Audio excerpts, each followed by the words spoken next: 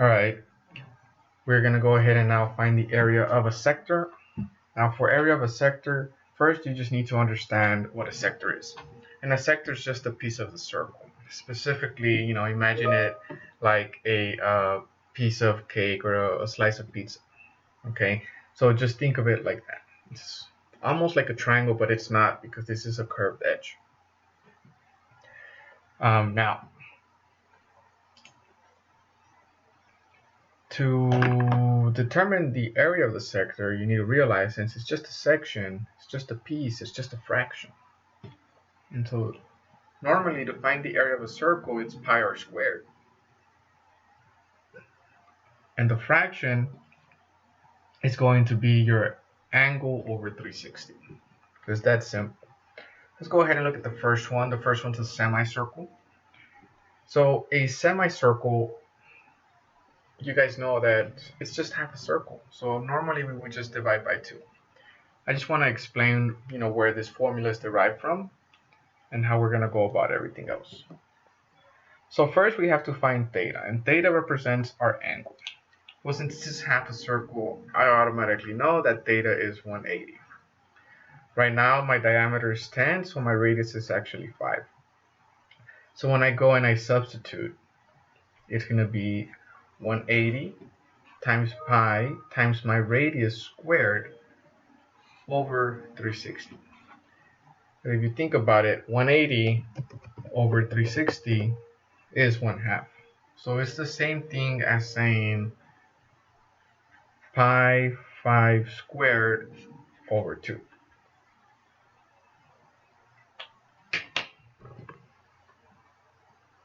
And so when I come and I calculate it, pi times 5 squared, and then that divided by 2, I know that the area of this shaded region is 39.2699, I should say it's 39.3.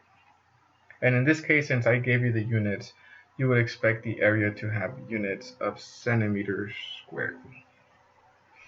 But that's it, pretty much. Let's look at the next one. Remember that theta represents our central angle, and your arc measure and our angle are the same. So these pretty much are the same. So the angle is 80 degrees. My radius is 7. Now I just have to use the formula. So it's always your angle times pi times your radius squared divided by 360. This time I'm not going to bother simplifying or anything. Depending on what calculators you have, you could put all of that at once. Or you could just do everything on top first, right? 80 times pi. If you don't have pi on your calculator, just use 3.14 times 7 squared divided by 360. So I know that the area on this one of this shaded region, not of the entire circle, just of the shaded region, is 34.2. And I didn't give you units, but it'll be units squared of some kind. But the magnitude in this case is what's important. There'll be times when I'm gonna give you 2 shaded regions in a triangle. I mean in a circle, but it's the same thing. There's 2 sectors, and you could literally find the area of each one and then just add them up. Or if you think about it, let me go ahead and show you. If you wanted to find the area here, it would be 50 times pi times 4 squared divided by 360. And if you wanted to find the area here, you would just add it, right? So it would be 30 pi 4 squared over 360. Now if you notice, all of this they have in common, so we could factor it out. And in the end, it's just 50 plus 30 times that. So that is why, honestly, that's all I'm going to do. I'm just going to add up my angles. When I add up my angles, it's 80. So when I'm calculating it, instead of plugging it in 2 separate times and then adding, I'm just going to go with the 80 from the start. So 80 times, again, if you were to use 3.14, it doesn't really matter. But I'm going to use the pi because it technically is more accurate. Times 4 squared. And then I'm going to divide that by 360. And so my total area is, of these two pieces together, 11.17. I'm going to go ahead and put these in the calculator so you can see we do get the same thing.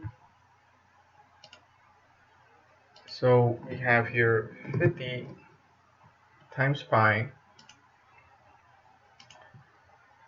times 4 squared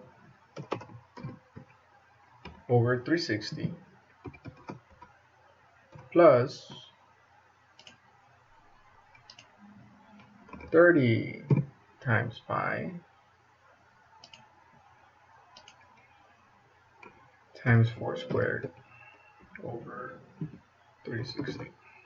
And we get the same thing, okay? 117. Now, this next example, I just want to talk about what if you have to do a little bit of algebra instead. This time you're looking for an unknown. You're given area. It's just a matter of substituting into what you know. The formula is normally area is your angle times pi r squared over 360. If you want to use x instead of theta, that's perfectly fine. Just know what it represents. So I know that my area is 50. I don't know my angle, so again, for now, I'm just going to call it x. Pi, my radius is 10 over 360. And it's just algebra, guys.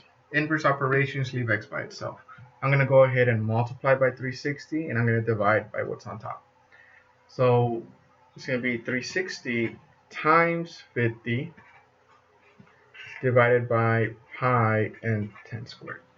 And whatever I get, that is what my angle will be. So 360 times 50, okay, and I had to divide that by pi. And I'm using parentheses here because this calculator wouldn't know what I was trying to do otherwise. Okay, so my angle is 57.3 degrees, about. And again, you could always double check your work by just substituting the value. So in this case, if I do 57.3 times pi times 10 squared, and then I divide by 2, I'm going to get something really, oh wait, not divide by 2, divide by 360, and get something really close to 50. And there you go. I did.